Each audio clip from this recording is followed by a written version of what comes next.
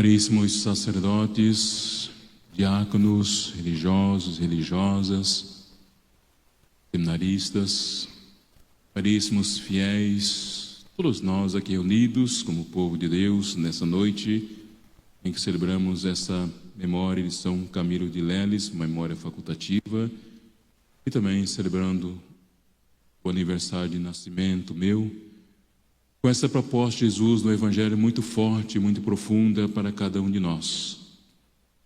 É interessante, Jesus começou a censurar as cidades onde for realizado a maior parte dos seus milagres, porque não se tinham convertido.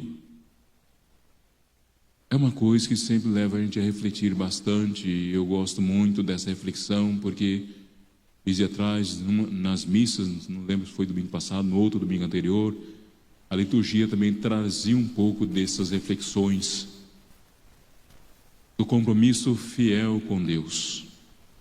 Muitas vezes nós podemos ouvir a palavra de Deus, gostar da palavra de Deus, achar bonita, achar linda, mas não deixar ela tocar os nossos corações.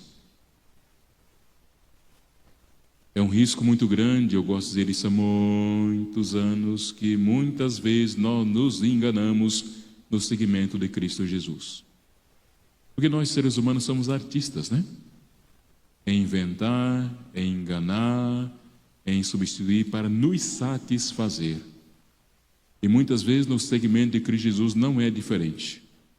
Muitas vezes eu posso inventar um Deus, o nome de Jesus Cristo, inventar o Espírito Santo, inventar Deus Pai, no meu modo humano, e criar uma satisfação ali e viver pela vida fora, achando que estou vivendo o segmento de Cristo Jesus. É apenas um engano. O verdadeiro segmento de Jesus Cristo, ele nos provoca, ele mexe conosco, mexe com coisas que ele não quer mexer de jeito nenhum. A gente esperneia, chora, reclama, murmura, às vezes briga com Deus, porque a gente não quer mexer em certas coisas das nossas vidas e não são boas. Mas, pela nossa fragilidade humana, insistimos caminhando com elas. E essa passagem do Evangelho de hoje, de Jesus, vem bem de encontro com cada um de nós. Se queremos caminhar com Cristo, é importante deixar que Ele trabalhe em nossas vidas. Vai mexer? Vai. Vai fazer às vezes chorar? Vai. Vai fazer a gente muitas vezes murmurar? Vai.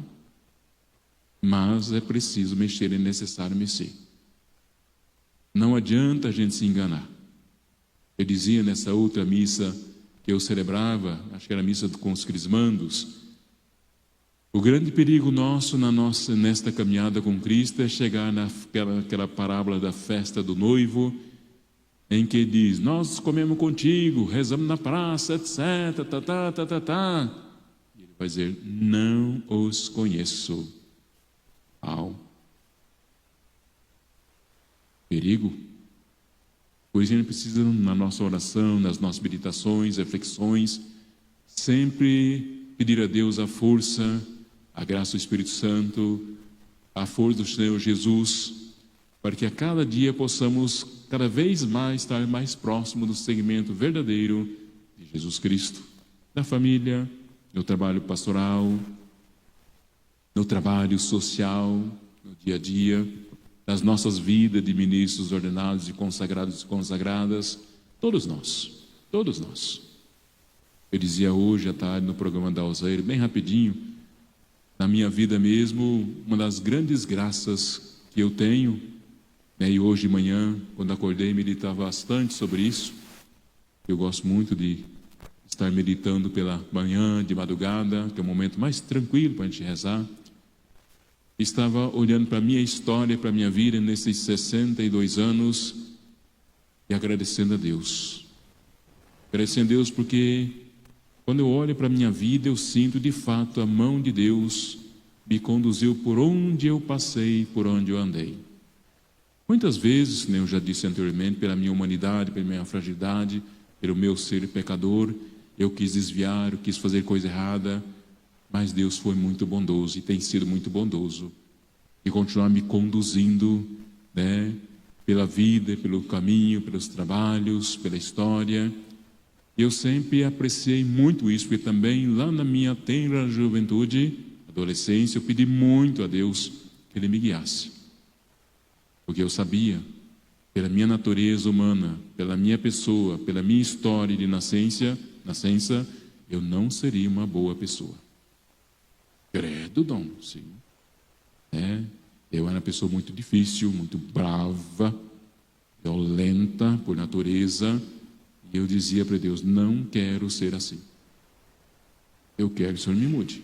Isso aos 12 anos de idade, mais ou menos, 13 anos. Eu rezava, sendo os paus no meio da roça lá, caminhando, domingo à tarde, trabalhando, né? Eu rezava para Deus para Ele mudar isso na minha vida. E eu já tinha no meu coração o anseio de ser sacerdote.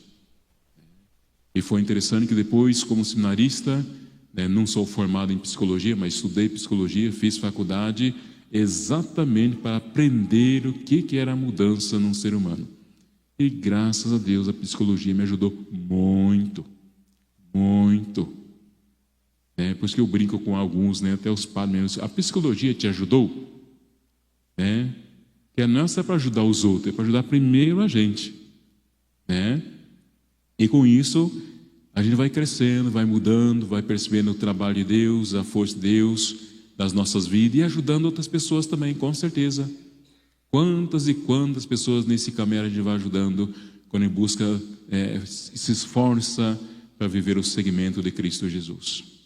Eu digo a vocês, já disse muitas vezes para os padres, não só como bispo da diocese, mas na minha congregação, como conselheiro, como provincial, eu sempre dizia: olha, viva o seu ministério de verdade. Diga aos seminaristas, cadê? Tem alguns por aqui, tem ali, né? Estão na teologia, filosofia. Viva, propedêutico, viva o seu ministério de verdade. Busca viver esse ministério de verdade. Não fantasie. Não invente. Porque não adianta. É ilusão e vai nos trazer muitas frustrações. A pior coisa que tem na nossa vida, seja na vida matrimonial, seja na vida ministerial, seja na vida consagrada, seja na vida matrimonial, seja na vida de trabalho, seja na vida de família, é a frustração naquilo que você está vivendo. A gente precisa de paz interior. A gente precisa da certeza de Deus presente na nossa vida e nós buscando seguir seus passos. Do trabalho pastoral, por exemplo, estava lembrando pouco, né, Palhão, você dizendo no começo, como foi sofrido o seu trabalho como capelão hospitalar, né? Você dizia: Dom, eu mexo com problemas no hospital todos os dias, semana inteira. Eu fico até angustiado. Eu dizia para você: reze, que nós estamos rezando por você, inclusive eu. E a gente já tem percebido que nos últimos dias, nos últimos tempos, você já tem se tranquilizado bem nessa missão, nesse trabalho. É desafio. É vocação de Deus na sua vida e você faz isso muito bem, com a equipe. Está aqui muitas pessoas da Pastoral da Visitação. Quantos desafios vocês enfrentam, quantas dores vocês enfrentam, mas enfrentam por quê? Por causa da graça de Deus em vossas vidas. Se não fosse isso, vocês sairiam correndo. Não quero isso, não quero saber, para mim não dá, não aguento, isso não foi feito para mim. Por isso, a importância da graça de Deus na nossa vida. E nós precisamos trabalhar isso sempre, orantemente. Porque também na vida de cada um de nós, para mim, bispo, por exemplo, se eu fosse viver simplesmente como bispo da Diocese de Dourados, sem buscar oração, sem buscar a contemplação, sem buscar as forças de Deus, eu já tinha fugido de vocês faz horas. A gente não aguenta. Humanamente, a gente não aguenta. Só vaidade não basta. Uau, agora sou bispo da Diocese de Dourados. Oba! Isso não é nada. Não significa nada. Uau, o senhor é o bispo da Diocese de Dourados. Não é nada. Sem Deus não significa nada. Isso que Jesus fala nesse evangelho é muito importante para cada um de nós. Buscar cada dia rezar mais profundamente, buscar essa conversão verdadeira, essa conversão profunda. Muitas vezes não vou conseguir naquele momento, mas peça a Deus paciência. Peço a Deus perseverança na minha vida, que um dia a gente chega lá. E a graça de Deus é forte, é grandiosa na vida de cada um de nós. E com certeza, quantos testemunhos bonitos, temos aqui presente em vossas vidas. Seja de família, seja de padre, seja de diácono, seja de religiosas. Quantos testemunhos bonitos teria para contar nesse momento, diante desse contexto do Evangelho de hoje? Quantos desafios, quantas graças de Deus recebidas. Acreditemos, confiemos e vamos adiante. Louvado seja nosso Senhor Jesus Cristo.